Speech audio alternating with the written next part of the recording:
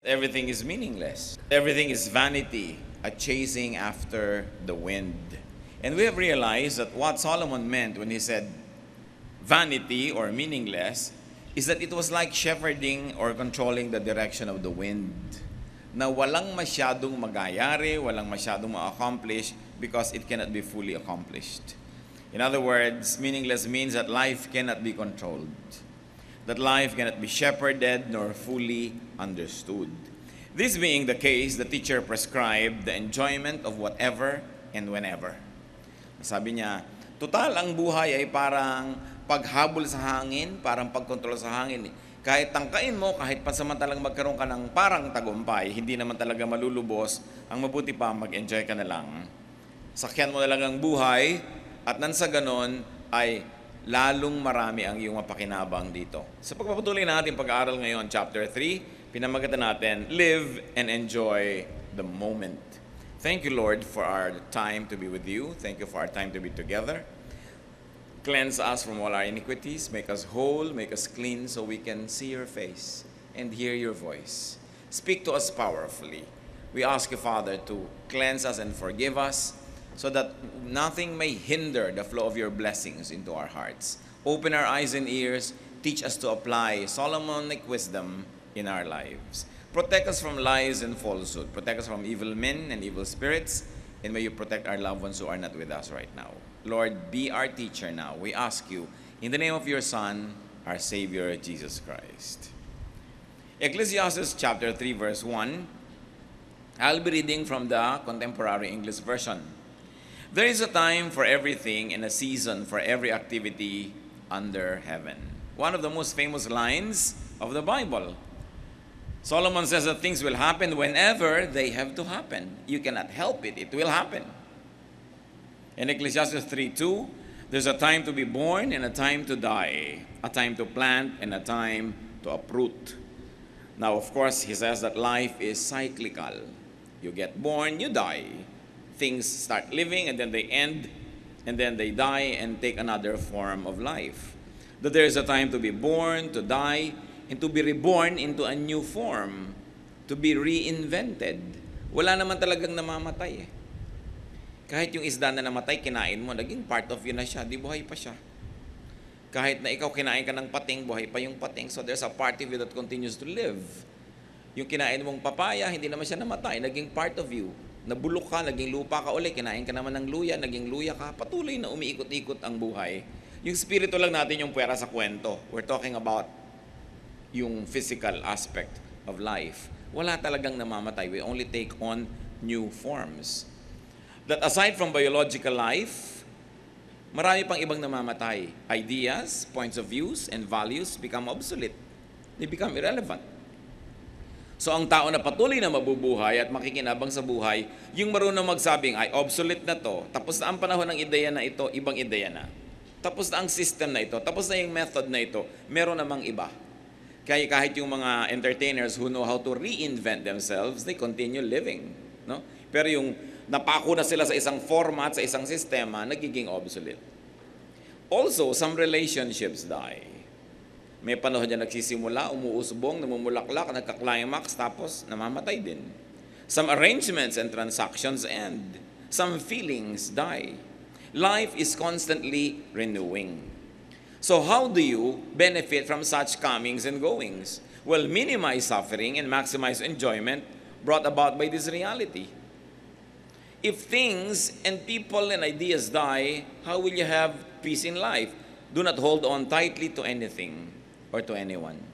Hold while the holding is good. Let go when you must. So be ready and willing to let go when it's time. Enjoy it to the maximum while it's there, while it lasts, and when it says goodbye, then say goodbye and say hello to another day. Alam niyo po yung umaalis, akala mo lang yun. Halimbawa, nasa pier ka, may barko ka, nakakaway-kaway, ang laki-laki ng barko, nakatingala ka pa. Paglayo ng paglayo nun, nagiging paliit ng paliit. Sa tingin mo lang, pero yung tao naman naghihintay sa kabilang pier, palaki ng palaki sa kanya yung barko dahil dumadating sa kanya. So, depende lang sa punto de vista kung papaalis ba o paparating ang isang bagay. Kaya dapat kung papaalis na, mag-goodbye ka na. Kung paparating, mag-hello ka. Maraming mga tao hindi masaya kasi pinipilit mag-hello sa papaalis at mag-goodbye sa paparating.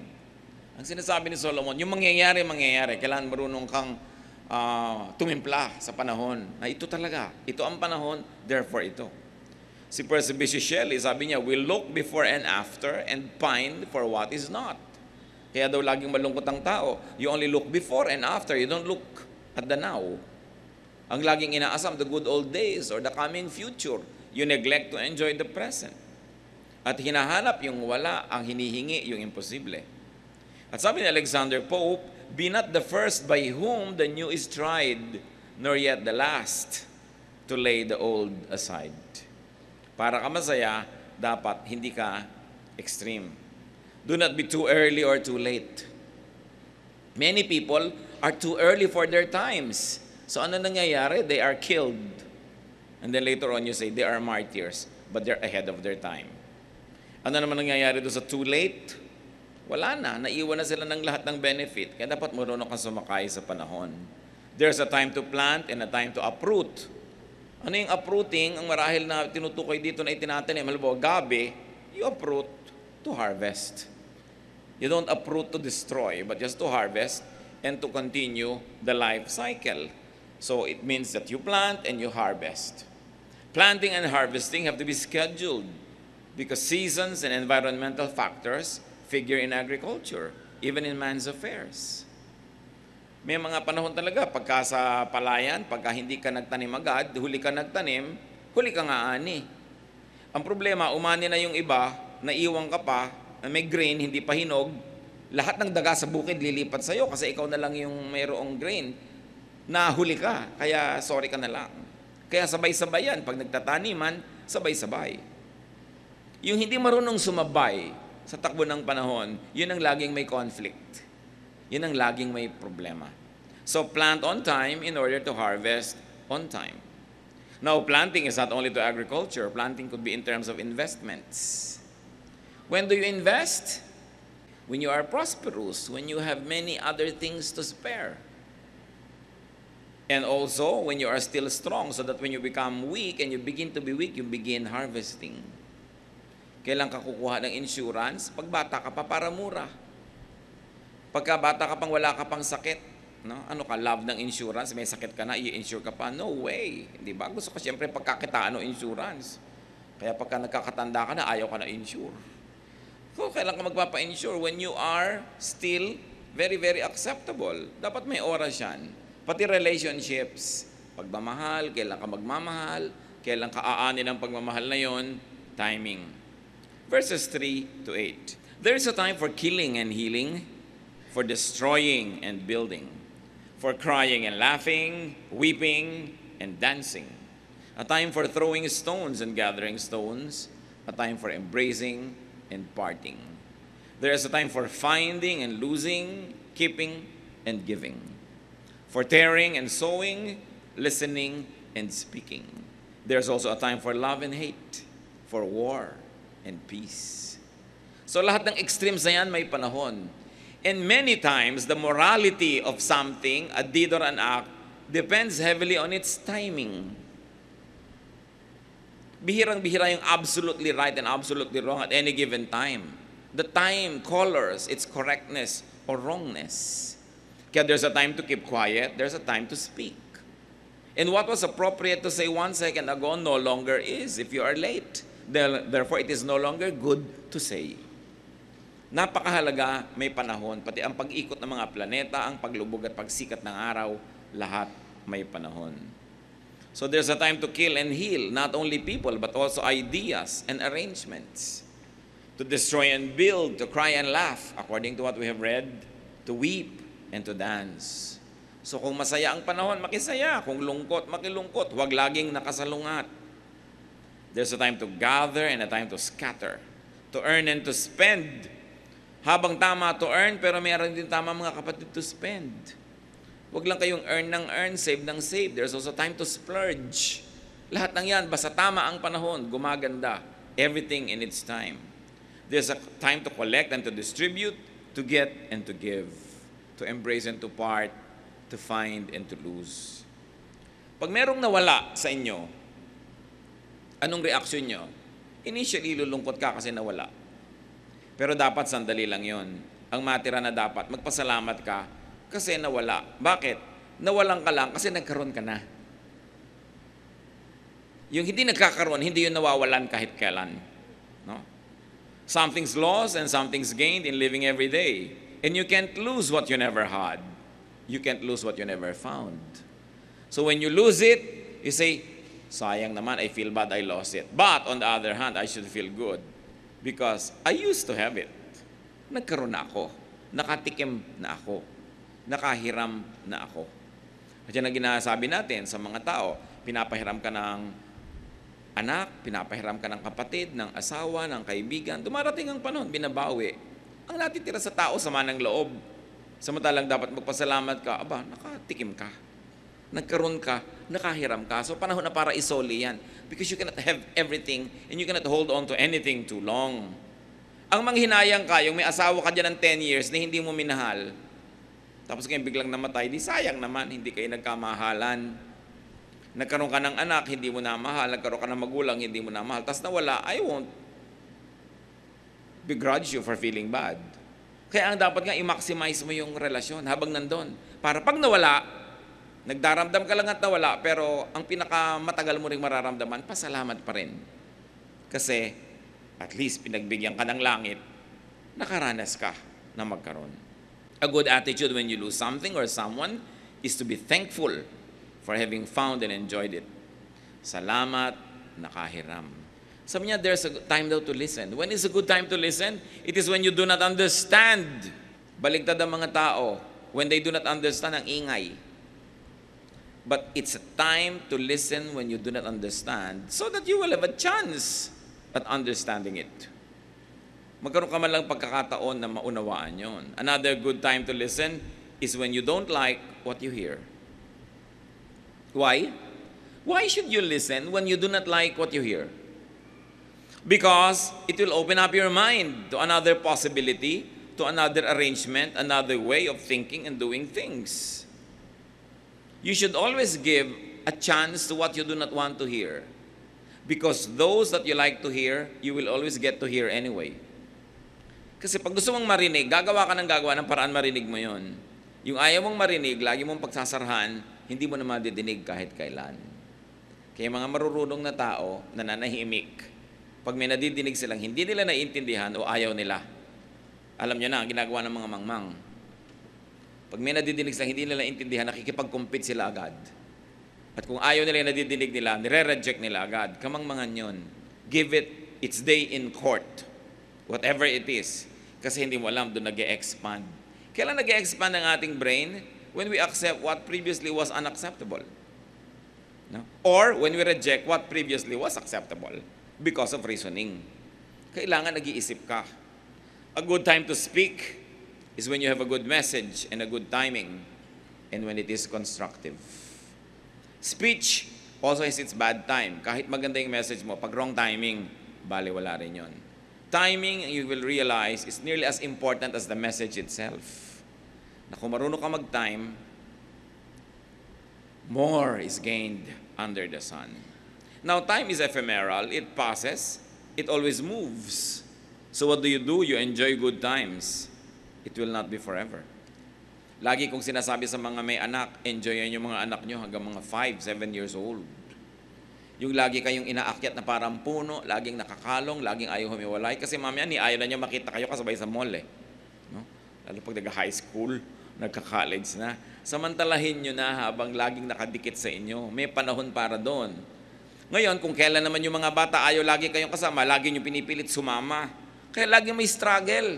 Nung bata na gustong sumama, lagi nyo iniiwan. Wrong timing. May panahon. Pagka nakita natin na may panahon na ganito, ang matatanda, pagka siyempre nagkakaedad na, yung panahon na para maging sentimental, maging matampuhin. So panahon na yan para bigyan ng maraming oras at panahon. Pero merong oras siya na mas gusto niya, independent siya. Hindi niya masyadong pinapansin. Lahat halos ng gulo ng mga pamilya, wrong timing. Ang pagbabantay, ang pagluluwag, ang pagsasabi ng yes and no, wrong timing. So when the time is good, enjoy it. It will not always be like that. Eh ano sasabihin nyo, paano kung bad yung time? Well, just endure bad times. Tulad ng good times, they won't be forever. Pag alam mo na yung saya, aalis din, sasamantalahin mo. Pag alam mo na yung lungkot, hindi rin magtatagal, aalis din, tiisin mo na lang, aalis din yan, pagsasawaan ka rin yan. Walang lungkot na forever because nothing is perfect. Aalis at aalis. Ang mahalaga, pag sobra ka nalulungkot, sobra ka nahihirapan, just survive the night. May darating ding umaga.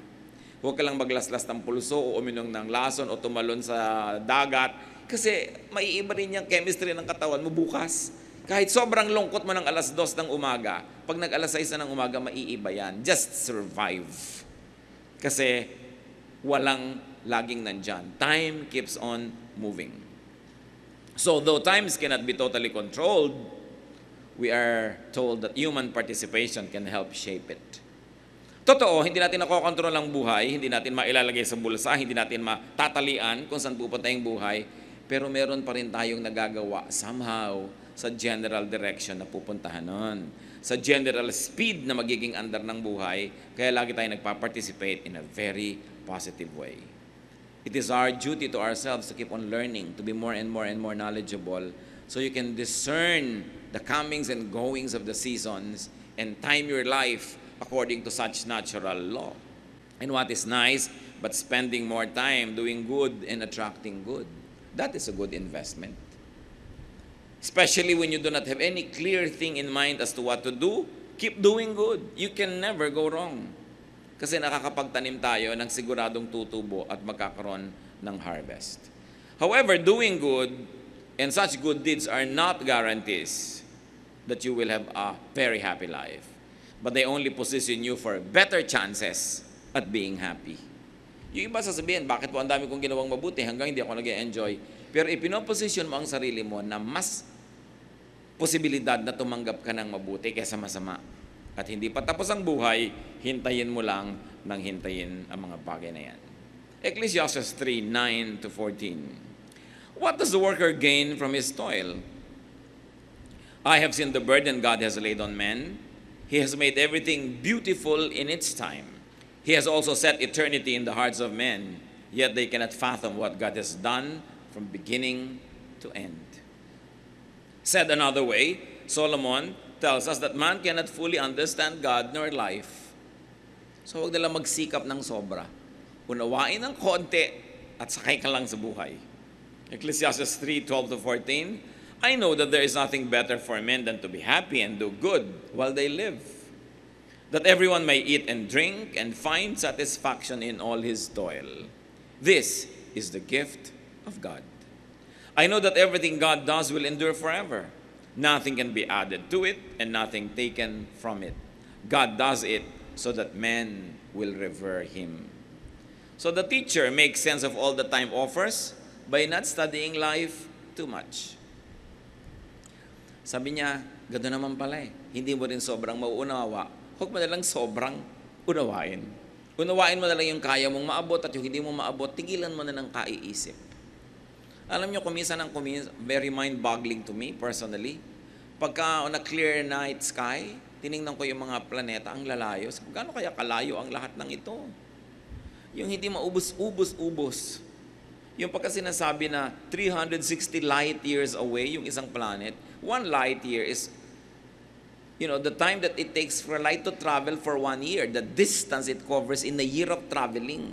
Ang bilis-bilis ng light. 1 year na nagbabiyahe yung light na ganun, yung mararating niya is 1 light year. And then there are planets that are thousands of light years away. Can you comprehend space? Sabi ko, huwag na lang masyadong isipin. Sabi ni Solomon, masisira ka lang kaiisip dyan. No? Hindi mo rin naman sobrang mauunawa yan. Kaya intindihin mo, manood ka na lang ng TV, enjoyin mo yung kinakain mong inihaw na pusit. Yan ang buhay. Huwag mo masyadong gawing masyadong profound. Kasi nahihirapan ka lang. It's useless, it's meaningless, it's like catching the wind. At sabi niya, etong gawin ninyo, kayang-kaya nyo ito maintindihan. Always enjoy life. Enjoy food and drink and work. They form a cycle. There's a very interesting relationship between food, drink, and work. Because work brings food and drink, and love for drink and food necessitates work. Kaya may relationships. Ganyan ang buhay. Magtrabaho ka, tapos Enjoy the fruits of your labor. Kumain ka, uminom ka, magtrabaho ka ulit para may inumin ka ulit, kainin ka yan, bago malaman, namatay ka na, tapos na yung buhay. Huwag ka nang masyado mag-isip. Sabi ganun. Problema na yan ng Diyos, yung mga hindi ipinapabunyag sa'yo, huwag mo nang masyadong alamin. And we should be thankful for work. Enjoy work. Kahit paulit-ulit nating basahin ang Ecclesiastes, makikita lagi dyan, enjoy your work. So what do you do when you don't enjoy your work? Change it.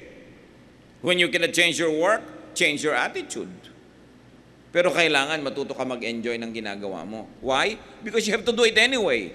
Sino ang masaya? Sino yung malungkot? Yung papasok, ang bigat ng puso, ang bigat ng loob, nagdadabog, o yung papasok na ine-enjoy na rin niya, kahit nag-aayos lang siya ng mga nabuhol na paperclip, ang saya-saya na niya. So at the end of the day, sinong masaya sa buhay? Kailangan dapat marunong tayong umimbento ng kasiyahan. Kasi lugi ka pag dumaan ng isang araw na hindi ka nasyahan. Kasi kahit kailan, hindi na yun babalik. Hindi na. Yung lugi mo doon, lugi mo na yun forever. Meanwhile, yung saya mo doon, wala nang makakaagaw sa'yo. Natapos na, sumaya ka na, sino pang makakaagaw noon? Kahit lumungkot ka ngayon, yung kahapon na masaya ka, hindi na pwedeng palitan. Kaya dapat ang tao marunong gumawa ng saya. At hindi lang yun, mga kapatid, pinapayagan natin yung kapwa natin na umimbento ng saya niya. Hindi natin siya kinikilljoy, hindi natin siya laging pinagbabawalan, lagi na lamang na sinisiraan ng loob, dinidiscourage, pinapagilty. Kasi kanya-kanyang gawa ng saya yan.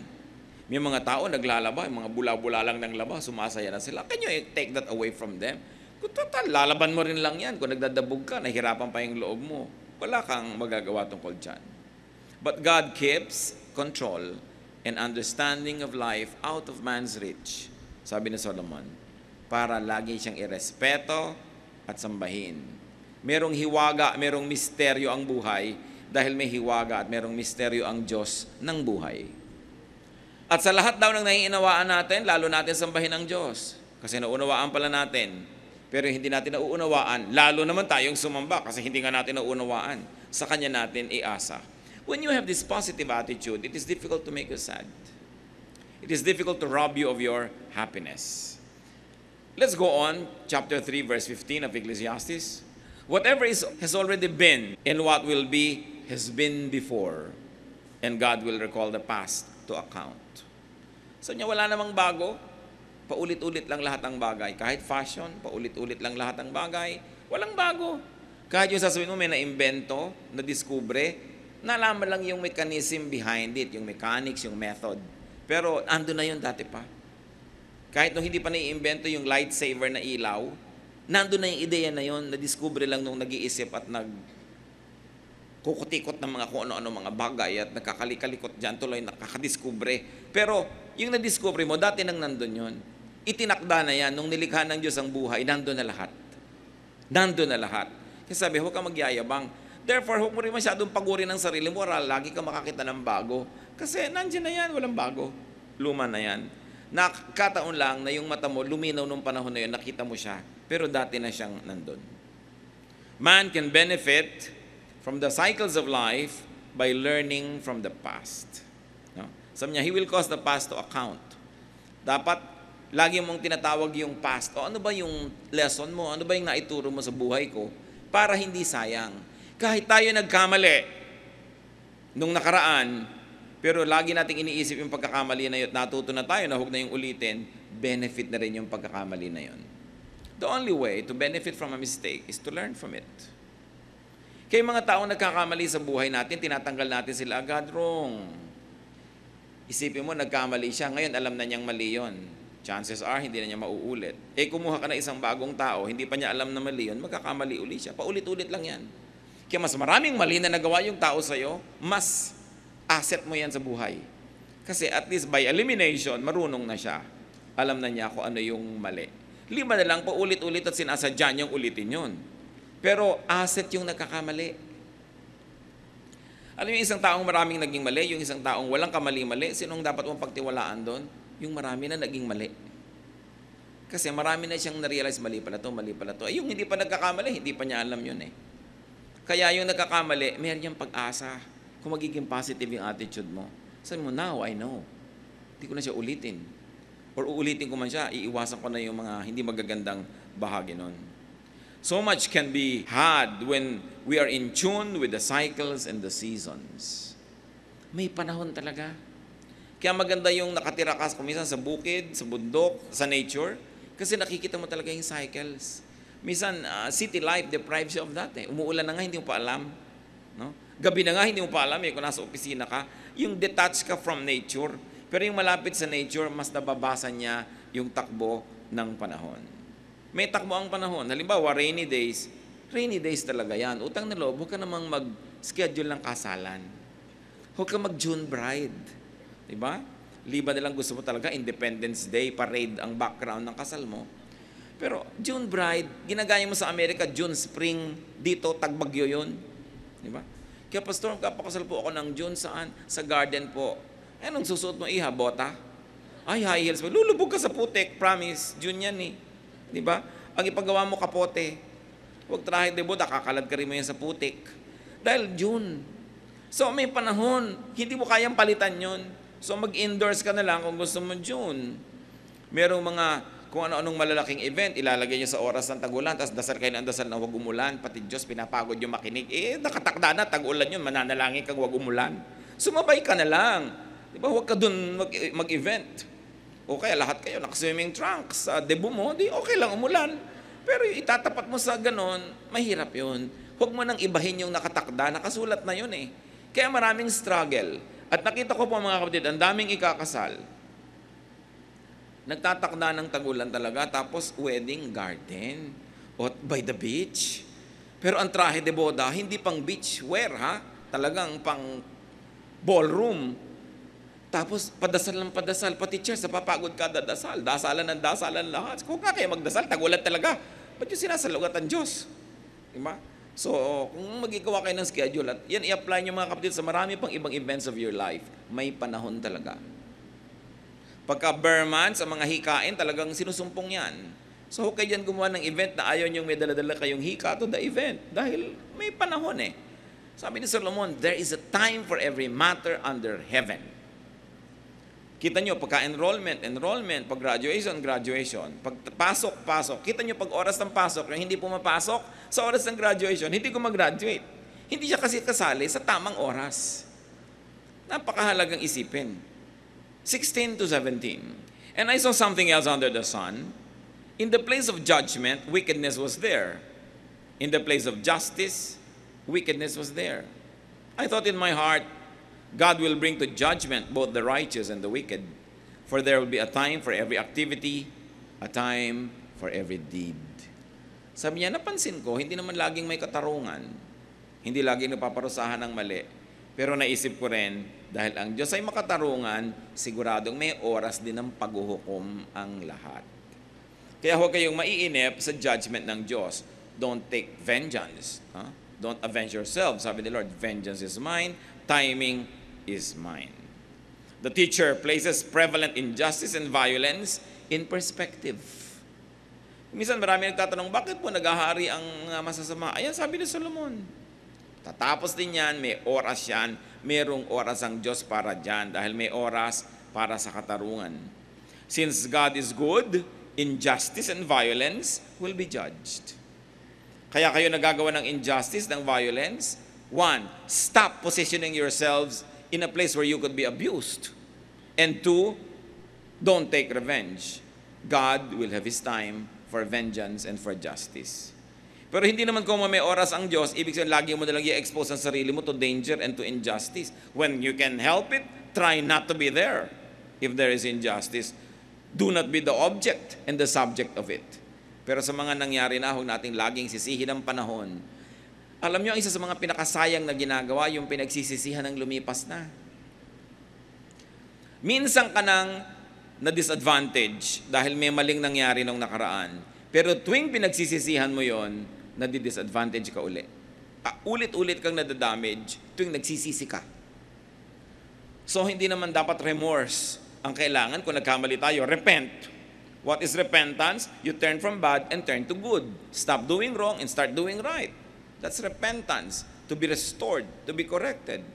So kung may nagawa na tayong mali na noon, huwag nyo nang sisihin ang sarili nyo pa ulit-ulit. Learn from it and get on with life. At ganun din, huwag na nating sisihin yung kapwa natin paulit-ulit. Kasi nagkakalayo lang ang loob natin, nagkakagalit lang tayo kasi sisi, hindi na rin naman maibabalik talaga. So, matuto mula sa pagkakamali at ituloy ang buhay. One who presently suffers injustice or violence could find comfort in doing what could be done, in hoping in God's cycles, in the end of everything, especially evil. And by knowing time, you will have an eternity perspective. Mahalaga din, nakikita natin yung buhay, hindi lang from a very short range, but from an eternity perspective. Ano ba ang kinalaman nito doon sa magpakawalang hanggan? Makikita natin, may lugar yan, imposibleng walang lugar ang Diyos para sa pagtutuwid ng mali at pagbibigay ng gantimpala sa tama. Chapter 3 of Ecclesiastes, verses 18 to 20. I also thought, as for men, God tests them so that they may see that they are like the animals. Man's fate is like that of the animals. The same fate awaits them both. As one dies, so dies the other. All have the same breath. Man has no advantage over the animal. Everything is meaningless. All go to the same place. All come from dust, and to dust all return. Ang tinutukoy ni Solomon, siyempre, yung physical life, yung body. Sabi, sino may sabi sa iyo na mas mataas ka sa hayop? Pareho lang kayong mamamatay. Yung kapalaran mo, sasapitin din niya. Pero hindi naman ito ang tunay niyang mensahe. Ang ibig lang niyang sabihin, huwag mong isipin na better ka than animals, better than others, better than this, better than that. Man should not take himself too seriously. That man should not be too proud. That man should not deny or restrain his earthly side too much. Kasi kung minsan sabi mo, oy, panghayop lang yung behavior na yan, yung kumakain ng sobra. Kung minsan gusto mong kumain, sobrahan mo. Kung hindi mo laging ginagawa, lumigaya ka, gawin mo. In other words, ang sinasabi ni Solomon, huwag ka namang masyadong magpaka-tao as against being animal or animalistic to the point na para ka ng poon, para ka ng santo, hindi ka na tao totoo. Huwag ka masyadong serious. May commonalities kayo ng animals. Kahit sinasayang pang may espiritu ka, may kaluluwa ka. So do not deny always your human side. Kasi madalas natin yun eh. We say no to everything that we deem is so human or so earthly. But we are of the earth, we are of dust. God remembers that we are dust. Kaya pwede nating indulge yung part natin na yun so long as we don't harm our spirit. So meron kasi ang mga tao sa sobrang pagiging conservative or religious or whatever, nalilimutan na nila na tao sila. At inaalis na rin nila sa kapwa nila yung pagiging tao, nagiging idealistic ang pananaw nila sa lahat. Meron pa nga, Christian ka, kahit namatay ang nanay mo, huwag kang iiyak. Meron gano'n parang ayaw umiyak dahil Christian. Kaya nga inimbento ng Diyos ang lacrimal glands dito para mag-manufacture ng luha. So kung napapaiyak ka, di umiyak ka. Yun ang point. Umiiyak ang kambing, umiiyak ang pagong, umiiyak ka rin kahit ka reliyoso. Na dami ko nang nadinig na ganyan, hirap na hirap kasi hindi sila makaiyak dahil Christian, dahil po parang nakakahiya sa Diyos. Bakit nakakahiya? Jesus wept nga eh.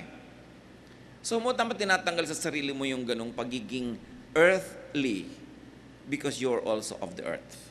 It's part of your dual nature, that you're a spirit and at the same time you are a body. At hindi yun dapat laging tinatanggihan. Yun lang na man should not take himself too seriously. Ecclesiastes 3:21 to 22. Who knows if the spirit of man rises upward and if the spirit of the animal goes down into the earth? So I saw that there is nothing better for a man than to enjoy his work because that is his lot. For who can bring him to see what will happen after him? The question implies that no matter how theological you get, you are never really sure about the precision of your religious beliefs and expectations. Therefore, hindi ka dapat malugi.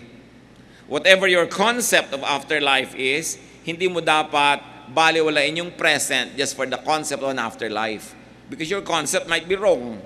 Your concept might have some imprecisions. So what will happen, nalugi ka na forever dahil hindi mo na-enjoy yung mga pang dito, laging puro pang doon sa kabilang iniisip mo. Kasi sinasabi ni Solomon, don't take yourself too seriously. Enjoy the moment. When eternity comes, enjoy it. But don't always deny yourself for the sake of eternity. God places you here now because you're supposed to be here now. Kung gusto kanyang nasa kabilang buhay na, di kinuha ka na niya. Nandito ka pa, therefore live to the fullest. This observation should make people live life in order to go up to heaven, dahil sinasabi niya talagang mayroon. But also, this observation should make people live life in order to live heaven in this life. Dapat when you leave this life, pag umalis ka na dito, you will live in heaven. But while you are here, you must live heaven here. Dapat umimbento ka ng mga pockets of heaven. Gumawa ka ng mga heavenly moments, heavenly devotions, and heavenly vocations para kung ano man ang konsepto mo sa darating pa, mali-mali man yun na tama-tama, hindi ka na nalugi dahil dito pa lang sa buhay na ito, nakalasap ka na ng langit. At mahalaga yon because there's heaven in both sides of eternity. Kung i-analyze natin ang sinasabi lang ni Solomon sa chapter 3, be on time. Greatest happiness, greatest benefit is by being on time. It's the best way to give the most to life, and it's the best way to get the most out of life. Panginoon naming Diyos, salamat sa chapter 3 ni Solomon. Ang daming dapat isipin, ituro mo sa amin kung alin yung konting mahalaga na relevant sa amin. At pagdating ng panahon na yung iba pang mahalaga na hindi relevant ngayon, ipaalala mo sa amin. Masuri namin at maging kapakikinabang din sa amin. Pakita mo sa amin, Lord, ngayon ang mga ginagawa naming sobrang huli, kaya tuloy hindi nagiging maganda ang buhay. O sobra namang maaga, kaya hindi pa handa ang mga bagay, nahihirapan ang marami. Ituro mo sa amin, Panginoon, yung ginagawa naming out of time with life, out of time with the seasons, and out of time sa mga pangangailangan at mga realities ng mga mahal namin sa buhay.